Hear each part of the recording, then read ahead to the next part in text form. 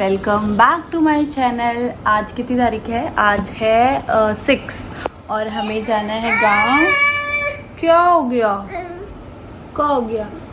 मैं टाइम दिखाऊं तो आपको अभी 11 बज रहे हैं और मैं सिर्फ ब्रश करके हूँ और ये मेरी बेटी का ऐसे ही नाटक चल रहा है, बिना काम के रेऊ ये ढूंढ रही है सबको। और कभी मैं धनवी है और आज रवीना भी नहीं आई है। रवीना का फास्ट है किसी चीज़ का, तो रवीना का भी काम वाम सब करना पड़ा। तो हो गया काम वाम तो हो गया, बट 11 बज गया। मैं अभी तक ब्रश करके और ऐसे ही बैठी हुई हूँ। अभी जाना है डॉक्टर के पास प्रीति के साथ, ठीक है। और उसके बाद मुझे जाना है टेलर के पास, फिर धनवी को वैक्सीन लगवाने। मतलब इतने सारे काम है ना कि मैं क्या बताऊँ, इतने सारे काम है और सब कुछ करना है। आज 6 है क्योंकि 7 और 8 सिर्फ 2 दिन बचे हैं। 9 को तो हमें गाँव ही जाना है। 8 को मेरे जो देवर है उनका जन्मदिन है, तो उस दिन टाइम नहीं मिलेगा। तो पैकिंग भी मतलब आज ही और कल में निपटाना है। आज 11 बज चुके हैं, अभी तक तो मैंने ब्रश करके मैंने नाश्ता नहीं किया, तो पैकिंग का कहाँ से करूँगी सोचूंगी। अभी जो काम है डॉक्टर के पास जाना है वो चीज़ें हैं। और शरीर इतना वैसा लग रहा है ना, लो सा फील हो रहा है। बिकॉज़ हमारा ना ऐसे ही होता है यार, कभी कुछ होता है ना तो हम इतना ज़्यादा हबड़ दबड़। अभी तीज का सब कुछ चल रहा था, तो जैसे तीज का ख़त्म हुआ तो ये गांव जाने वाला सिस्टम, मतलब गांव जाने वाला है, तो इसमें भी देखना है। साड़ी मुझे तो बिल्कुल समझ नहीं आ रही है। मैं गांव में भी भाभी जो मेरी है जेठानी वगैरह उनसे बात हुई थी, तो वो बोल रहे थे कि हल्की सी साड़ी लाना, गांव में ज़्यादा भारी नहीं लेके आना।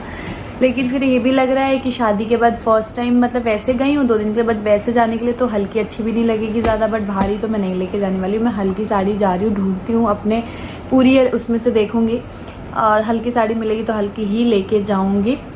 थोड़ी देर में नहाते हैं। नहाने से पहले मैं आपसे के साथ कुछ शेयर करती हूँ, तो आप पहले ये चीज़ देखो, उसके बाद हम लोग फिर थोड़ी देर में मिलते हैं आप लोगों से। ओके, इस ब्लॉग को आप लोग आगे कंटिन्यू करना, बट उससे पहले मैं आप सभी के साथ बहुत इन्फॉर्मेशन वाली एक वीडियो शेयर करने वाली हूँ जो शायद आप सभी को पता होना चाहिए इसके बारे में। क्या आप भी अच्छा पानी पीना चाहते हो, वो भी बिना पैसे खर्च किए? बिल्कुल सही सुन रहे हो आप लोग। नॉर्मली होता क्या है ना कि आजकल पानी हमारी हेल्थ को बहुत ही ज़्यादा ख़राब कर देते हैं। अगर आप अच्छा पानी नहीं पियोगे तो आप की हेल्थ ख़राब हो जाएगी, आपकी तबीयत ख़राब रहेगी। तो अच्छा पानी पीना बहुत ज़रूरी है। और गाइस, हमारे घर में आरओ था तो हमने सोचा कि हम चेंज कराते हैं। मैंने एक आरओ के बारे में सुना, लिव प्योर स्मार्ट के बारे में, जो कि बहुत ही मतलब सही लगा मुझे। काफ़ी पुरानी कंपनी है बट मैंने अभी उसके बारे में मैंने सुना। मैंने सोचा कि क्यों ना हम अपने घर पर ट्राई करते हैं। नॉर्मली जब हम आरओ ख़रीदते हैं तो 20 से 25 हज़ार रुपये आराम से लग जाते हैं आरओ ख़रीदने में, प्लस 1 साल के बाद मतलब उनका मेंटेनेंस चलता ही रहता है, तो 5-6 हज़ार रुपये बहुत पैसे लग जाते हैं। बट यहाँ पे आपको सिर्फ 99 रुपीज़ पे करना है, वो भी सिक्योरिटी डिपॉजिट है, जो कि आप कभी भी आप अपना सब्सक्रिप्शन कैंसिल कराते हो, आप चाहो आप मतलब आपका मन करता है कि मुझे ये आरओ हटवाना है, नहीं रखना है, तो आपके वो 99 रुपीज़ आपको वापस मिल जाएंगे। तो फ्री में आप अच्छा आरओ लगवा सकते हो अपने घर पे। बिना पैसे खर्च किए आप पी सकते हो अच्छा पानी और अपने हेल्थ का अच्छे से ध्यान रख सकते हो। जिस दिन हमने लगवाया था उस दिन की क्लिप देखते हैं। तो नेक्स्ट डे मेरे घर में भैया आए, उन्होंने 20 मिनट्स लगाए, ज़्यादा से ज़्यादा 20 मिनट्स में उन्होंने आरओ फिट कर यहाँ देख सकते हो आरओ हमारा लिव प्योर स्मार्ट आरओ आ गया है एंड भैया भी लगा रहे हैं।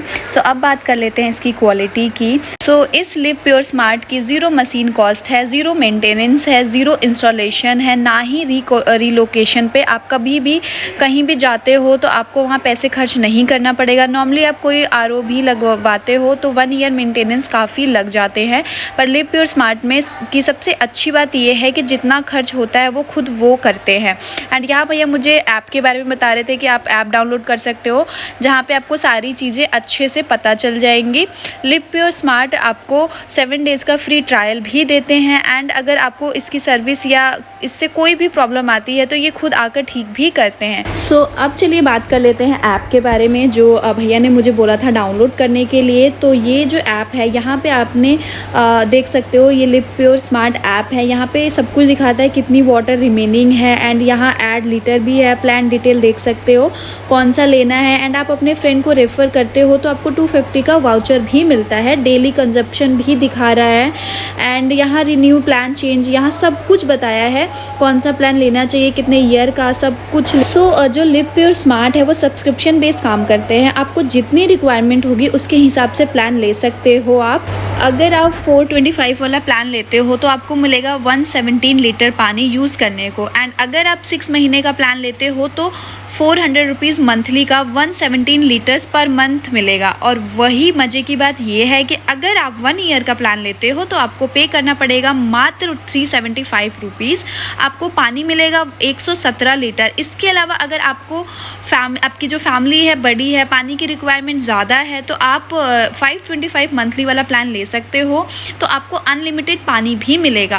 और अगर आपके घर पर गेस्ट आ गए हैं तो आप अपना लिव प्योर स्मार्ट रिचार्ज भी कर सकते हो। जैसे हम अपना फ़ोन रिचार्ज करते हैं ना, बिल्कुल वैसे ही आपको मिलेगा 3 रुपये पर लीटर के हिसाब से पानी। और आप अगर कहीं बाहर चले जाते हो तो आपका जो पानी है वो बच गया है, वो आपके नेक्स्ट मंथ में कन्वर्ट हो जाएगा। तो अच्छा है ना, घर में लिव प्योर स्मार्ट लगवाए और जितना पानी चाहिए उतना पानी यूज़ करो। जैसे कि हम लोग अगर घर शिफ्ट करते हैं, हम दिल्ली रहते हैं एंड हमें बॉम्बे शिफ्ट करना है, तो अपना आरओ उतारो, उसको वहाँ पे लगवाओ, बड़ी झंझट होती है। बट लिव प्योर स्मार्ट के साथ ऐसा बिल्कुल भी नहीं होने वाला है। यहाँ पे आपका जो सब्सक्रिप्शन चल रहा है, जब आप सपोज़ आप दिल्ली में हो एंड आप बॉम्बे शिफ्ट हो रहे हो, तो जो सब्सक्रिप्शन आपका यहाँ दिल्ली में चल रहा है वही बॉम्बे में भी आपका ऐड ऑन हो जाएगा। अगर आप यहाँ पे जो ये रेफरल कोड दिख रहा है ये यूज़ करते हो तो आपको इंस्टेंट 100 रुपीज़ का ऑफ मिलेगा। आप नेक्स्ट कोई भी प्लान रिचार्ज कराओगे उसमें। सो किस बात की देरी है, आप भी अच्छा और स्वस्थ पानी पीजिए। नीचे डिस्क्रिप्शन में अगर आपको और भी डिटेल में चीज़ें जाननी है तो जाकर डिस्क्रिप्शन चेक कीजिए, आपको डिटेल में सारी चीज़ें और अच्छे से पता चल जाएंगी। तो सस्ते में अच्छा पानी पीजिए। लिव प्योर स्मार्ट ऐप से जाके आप लोग सब कुछ चेक कीजिए। लिव प्योर स्मार्ट आरओ आप भी अपने घर में लगाइए और अच्छा पानी पीजिए। नीचे डिस्क्रिप्शन एक बार ज़रूर से ज़रूर चेक कीजिए। हम लोग तो लगवा लिया हमने, एंड बाकी जो मेरे रिलेटिव्स हैं उनके यहाँ पे भी मैंने ये सजेस्ट किया, वो भी लगवा रहे हैं। तो किस बात की देरी है, आप भी फटफट से लगवा लीजिए। सो मैं, प्रीति और धनवी नहा धोआ के निकल गए हैं। और हमेशा हमारे जो ऑटो वाले कैब वाले होते हैं वो हमारे घर से आगे ही चले जाते हैं, रुकते ही नहीं है। एंड हम ऑटो से जाना मुझे सही लगता है ऐसे पास में, क्योंकि ना ऑटो में मन ख़राब नहीं होता, वॉमिट जैसा नहीं होता। और धनवी को भी बहुत अच्छा लगता है, वो इन्जॉय करती है ऑटो में बैठना। सो हम लोग बस निकल गए हैं। पहले प्रीति का काम करा लेते हैं। प्रीति के सारे रिपोर्ट्स वगैरह डॉक्टर को दिखाना था। अभी जो मेरी नंद साहिबा में है वो बिल्कुल ठीक है पहले से, बट वीकनेस वगैरह अभी भी है। बहुत सारे लोग बोलते हैं कि उनको आप दिखाते नहीं हो, कौन प्रीति है, क्या कन्फ्यूज़ रहते हैं। तो आप लोगों ने उनको पहले देखा हुआ है मेरे ब्लॉग्स में। अभी मैं इसलिए नहीं दिखाती हूँ ना क्योंकि उनकी तबीयत ज़्यादा ख़राब थी, तो मतलब थोड़ा सा वो होता है, तबीयत ख़राब हो, मैं ऐसे कैमरा लेके उनके सामने उनको रिकॉर्ड करूँ तो वो चीज़ अच्छी नहीं लगती है, इसीलिए मैं उनको नहीं रिकॉर्ड करती हूँ। और यहाँ पे प्रीति अपना रिपोर्ट्स वगैरह ले रहे थे, तब तक मैं धनवी को लेके और ऐसे टहल रही थी। और जब बच्चे सो जाते हैं तो कितने ज़्यादा उनका वेट और ज़्यादा हो जाता है ना, और मतलब फिर कैरी करना थोड़ा मुश्किल हो जाता है। और धनवी ऑटो में तो बैठते ही सो जाती है हमेशा। और प्रीति की डॉक्टर है ये, जो कि बहुत अच्छी थी, बहुत प्यार से बात कर रही थी। मुझे ना मतलब कोई सामने से अगर कोई, आपको पता है जो मेरा फर्स्ट केस ख़राब हुआ था ना प्रेगनेंसी के टाइम पे, वो सिर्फ इसीलिए हुआ था बिकॉज जो मेरी डॉक्टर थी वो बहुत ही रूड थी, बहुत अजीब तरीके से बात करती थी। तो मैं उनकी बातों को ना समझ पाती थी। मुझसे अगर कोई रूड बात करता है ना तो मुझे बिल्कुल ही पसंद नहीं आता, मुझे बहुत गुस्सा आता है। और थोड़ा सा कोई प्यार से बात कर देगा ना तो मैं उसके लिए कुछ भी कर सकती हूँ। सो उसके बाद घर तुरंत निकल गई मैं टेलर के यहाँ धनवी के वैक्सीन के लिए। और इतना बड़ा थैला लेके मुझे निकलना पड़ा, इतना समझ ही नहीं आ रहा था मैं कैसे कैरी करूँ। एक हाथ में धनवी, एक हाथ में थैला, बट कोई था नहीं घर पे जो हेल्प कर सके, तो बस हमें लेके अकेले निकलना पड़ा। बच्चे को लेके अकेले बाहर मार्केट वगैरह जाना बहुत मुश्किल होता है गाइस, बहुत मुश्किल।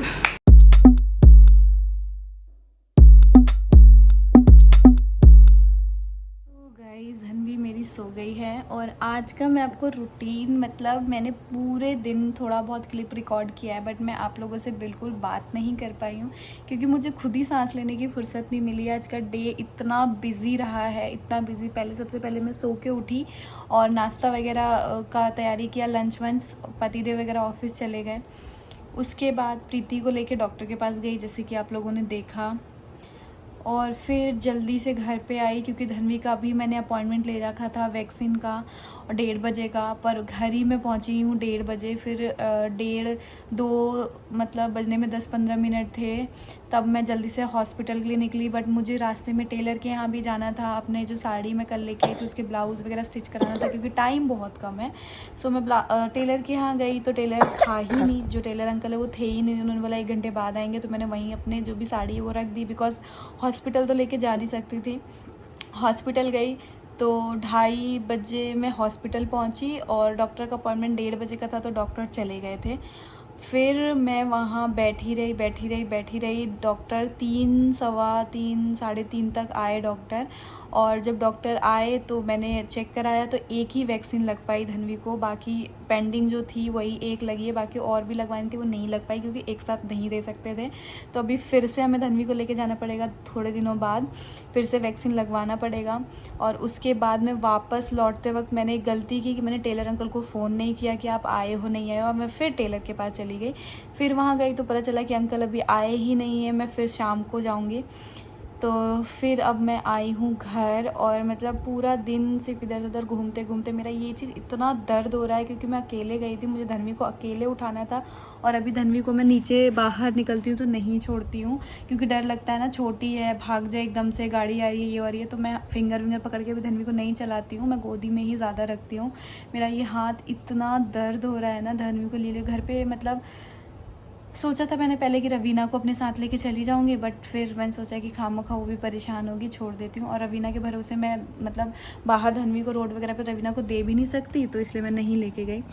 अभी आके थोड़ा सा मैं रेस्ट करने का सोचा, तो पतिदेव बोल रहे हैं कि मैं अभी ऑफिस से निकला हूँ, आप आ जाओ, फिर टेलर के यहाँ चल लेते हैं। सो अभी थोड़ी देर में जाएंगे हम टेलर के यहाँ, और उनको नाप वाप देना है, बताना है कौन सा ब्लाउज़ किसका है, मेरा है, मम्मी का। कल मम्मी के लिए भी हम साड़ी लेके आए थे, बिकॉज़ गांव गई मम्मी तो पता चला कि वहाँ पे मम्मी के लिए और साड़ियों की ज़रूरत है, तो हम लेके आए थे। उनका मम्मी का भी ब्लाउज़ स्टिच कराना है। बहुत सारा काम है, और हमें बस 2-3 दिनों में गांव भी निकलना है। पैकिंग नहीं हुई है, धन्वी के कपड़े अभी कहाँ इधर उधर पड़े हुए हैं, कुछ नहीं पता। मतलब बहुत सारी चीज़ें हैं, बट हो नहीं पा रहा है। पूरा दिन इतना बिजी था, आज निकल गया। मिलती हूँ मैं आप लोगों से थोड़ी देर में, और फिर बताती हूँ कि क्या लेके जा रही हूँ, कौन सी साड़ी क्या है। इसी ब्लॉग में सब कवर करने की कोशिश करूँगी। ठीक है, थोड़ी देर में मिलती हूँ आप लोगों से।